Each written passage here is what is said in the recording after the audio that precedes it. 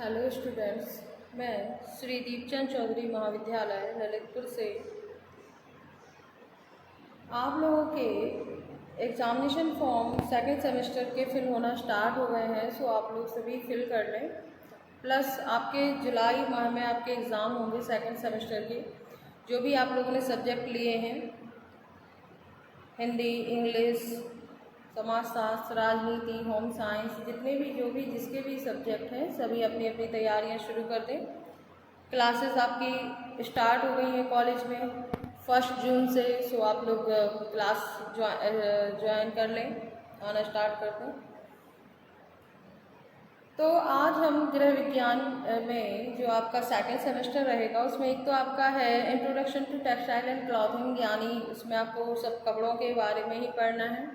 और उसी में आपका सेकंड है गृह व्यवस्थापन प्रक्रिया वगैरह है, जिसमें कि आपका होम मैनेजमेंट का सारा चैप्टर है जिसको आपको पढ़ना है। तो जो हमारा होम मैनेजमेंट होता है, उस मैनेजमेंट में एक होता है आपका डिसीज़न मेकिंग। तो ये आपको सबसे पहले पढ़ना है। तो जो हमारी डिसीज़न मेकिंग होती है, यानी जो हमारी एक प्रोसेस है निर्णय लेने वाली, तो जो गृह व्यवस्थापन प्रक्रिया होती है उसमें हमारे 4 चरण होते हैं, जिसमें आयोजन, नियंत्रण, संगठन और मूल्यांकन। ये आपके व्यवस्थापन प्रक्रिया के चरण होते हैं जो आपको आगे पढ़ना है। लेकिन जो व्यवस्थापन प्रक्रिया होती है उसमें चाहे आप योजना बनाएं, चाहे आप उस पर नियंत्रण रखें, प्लस जब आप संगठन बनाते हैं परिवार के सदस्यों का, या आपके कॉलेज के स्तर पर कोई प्रोग्राम हो रहा है, घर के स्तर पर कोई प्रोग्राम हो रहा होता है, तो सभी सदस्य मिलकर के उस प्रोग्राम को संपन्न करते हैं। तो संगठन बनता है, यानी लोग परिवार के सदस्यों की क्या भूमिका है।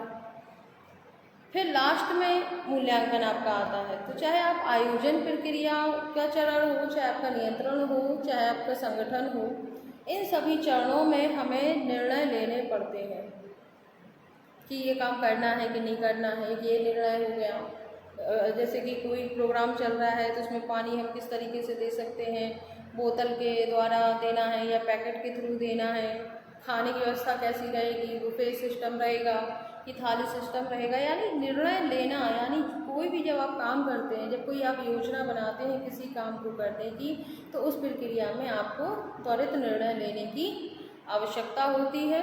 तो ये आपके व्यवस्थापन प्रक्रिया में निर्णय प्रक्रिया क्या भूमिका होती है।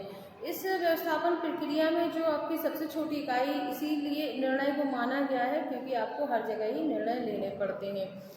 आयोजन क्या होता है? तो आयोजन जो हमारा होता है योजना बनाना। जब हमें कोई काम करना है, जैसे कि मान के चलिए आपके कॉलेज में एक प्रोग्राम है इंडिपेंडेंस डे का, तो उसमें ऐसे ही तो नहीं हो जाएगा। उसके लिए हमें एक योजना बनानी पड़ेगी कि सुबह इतने बजे झंडा फहराया जाएगा, फिर इतने बजे बच्चों के लिए ये होगा, सारे प्रोग्राम इस समय तक हमें खत्म करने हैं। यानी वो प्रोग्राम तभी सफल हो सकता है जब हम एक योजना के अनुरूप कार्य करते हैं। तो हमें निर्णय लेना होता है। तो यही आपके व्यवस्थापन प्रक्रिया को सफल बनाते हैं। नियंत्रण से तात्पर्य आपका इतना होता है, योजना तो आपने बना ली, अब योजना पे कार्य हो रहा है कि नहीं हो रहा है उस पर नज़र रखना, वो आपका नियंत्रण कहलाता है। इसके बाद बात करें संगठन की, तो वही चीज़ कि परिवार के या कॉलेज के या कहीं भी जो प्रोग्राम चल रहा है उसमें सदस्यों की भूमिकाएँ, सभी सदस्यों से काम कराना। इसके बाद आता है आपका मूल्यांकन, जिसमें कि आपका काम कितना सफल हुआ, कितना असफल हुआ, कहाँ कमी थी, कहाँ नहीं थी, ये सारी चीज़ों को देखा जाता है। तो ये गृह व्यवस्थापन प्रक्रिया आपको पढ़नी है, जिसमें कि आपकी एक निर्णय प्रक्रिया जो कि मोस्ट इम्पॉर्टेंट है। तो ये हमारी व्यवस्थापन जो प्रक्रिया है उसकी सबसे छोटी इकाई होती है। तो निर्णय जो प्रक्रिया होती है उसको ऐसी कई कारक भी होते हैं जो प्रभावित करते हैं। प्रभावित करने वाले कारक से तात्पर्य होता है अच्छे रूप में भी प्रभावित करते हैं या बुरे रूप में भी प्रभावित करते हैं। तो निर्णय प्रक्रिया को ऐसी क्या क्या चीज़ें हैं जो प्रभावित करती हैं? तो एक होती है, सबसे पहली चीज़ होती है आपकी, अगर हम बात करते हैं तो प्रकृति की। प्रकृति यानी जो हमारी निर्णय ले रहे हैं वो स्थायी ले रहे हैं या अस्थाई हैं। मेन कुछ निर्णय ऐसे होते हैं कि हमने स्थायी बोल देते हैं कि नहीं ये काम होना है तो होना ही है। कुछ ऐसे होते हैं कि ये काम को हम टाल भी सकते हैं कि नहीं ये काम हो भी सकता है, नहीं भी हो सकता है। तो सबसे पहले निर्णय की जो प्रोसेस होती है उसको उसकी प्रकृति प्रभावित करती है कि अस्थाई है या अस्थाई है। फिर सभी जो निर्णय होते हैं वो एक दूसरे से जुड़े होते हैं, यानी निर्णयों का पारस्परिक संबंध, इसका तात्पर्य ये होता है कि जो भी निर्णय लेते हैं वो एक दूसरे से जुड़े हुए होते हैं। क्योंकि प्रोग्राम तो एक ही हो रहा है, तो हम उसमें एक डिसीजन ले लिया, देन सेकंड हमने एक डिसीजन ले लिया, थर्ड हमने डिसीजन ले लिया, तो सभी क्या होता है आपस में जुड़े हुए होते हैं, तभी वो कार्य को सफल बनाते हैं। फिर होता है समय। अगर हम समय की बात करें, निर्णय प्रक्रिया में जो समय है वो काफ़ी महत्वपूर्ण होता है। क्यों? क्योंकि क्या होता है कि भूतकाल में जो काम किया गया है, यानी पहले पास्ट में भी वो काम हो चुका है किसी ना किसी रूप में, अब प्रेजेंट में यानी या फ्यूचर में भी अब होगा, लेकिन अभी फिलहाल प्रेजेंट में अगर कोई काम चल रहा है तो पास्ट में ऐसा क्या क्या मतलब हुआ था, क्या गलतियाँ हुई थी, कहाँ पे ये कार्यक्रम सफल हुआ था, उन चीज़ों से सीखते हुए हम नए निर्णय लेते हैं।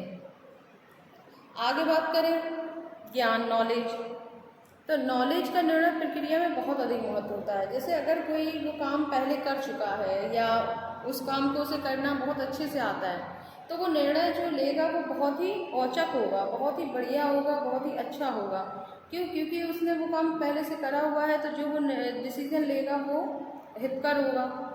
वहीं अगर उसने काम नहीं किया है तो उसे निर्णय लेने में परेशानी होती है। क्यों होती है? क्योंकि उसने वो काम कभी किया ही नहीं है या वो अब नए तौर पर करने जा रहा है, तो वो पहले सीखेगा, तो सीखते समय गलतियां होती हैं, निर्णय गलत लिए जाते हैं। इसीलिए जो पहले से ही पूर्व में अगर कुछ काम किया हुआ है तो उसका ज्ञान होता है, जिसकी वजह से वो काम काफ़ी हद तक सफल हो जाता है और मूल्यांकन के समय पता चलता है कि काम कितना सफलतापूर्वक किया गया और कितना असफल हुआ।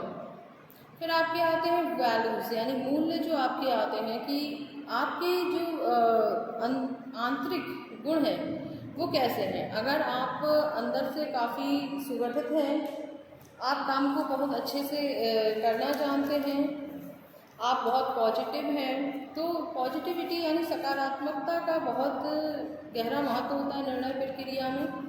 तो ये आपके मूल्य यानी वैल्यूज़ जो हैं वो होती हैं। इसके बाद बात करते हैं कि पारिवारिक साधन, तो पारिवारिक साधन भी कहीं ना कहीं जो उपलब्ध होते हैं वो भी आपके जिम्मेदार होते हैं किसी भी कार्यक्रम को सफल बनाने में। क्योंकि अगर निर्णय लेते समय ये ध्यान देना ज़रूरी होता है कि आपके पास अवेलेबल है या नहीं वो चीज़ें। अगर कोई प्रोग्राम हो रहा है, अगर उसमें माइक की ज़रूरत है, अगर आपके यहाँ अवेलेबल है तो आप उसके लिए ज़्यादा नहीं सोचना पड़ेगा और आप तुरंत निर्णय ले लेंगे कि हम माइक का यूज़ करना है। वहीं अगर आपके यहाँ उपलब्ध नहीं है तो आपको उपलब्धता के कुछ पॉइंट देखने पड़ते हैं कि ये चीज़ हम अवेलेबल करा सकते हैं कि नहीं उस वक्त तक। तो ये होते हैं आपके पारिवारिक साधन की मीन आपके पास वो चीज़ अवेलेबल है अथवा नहीं है।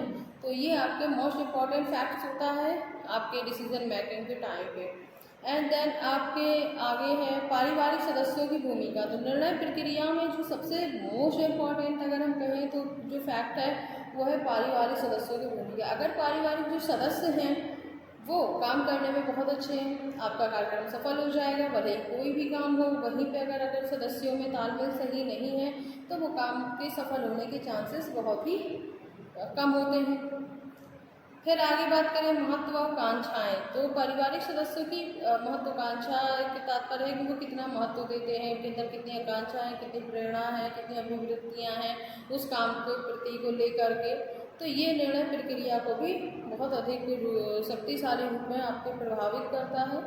फिर नेक्स्ट आता है आपका परिवार की संस्कृति। ये भी हमारे किसी भी व्यवस्थापन प्रक्रिया यानी जिस चीज़ की भी आप व्यवस्था कर रहे हैं, घर में किसी भी प्रोग्राम से संबंधित कोई आप काम कर रहे हैं, तो उसमें परिवार की जो पृष्ठभूमि होती है, संस्कृति होती है, तो वो भी बहुत अधिक महत्वपूर्ण होती है और ये हमारे प्रोग्राम को प्रभावित करती है।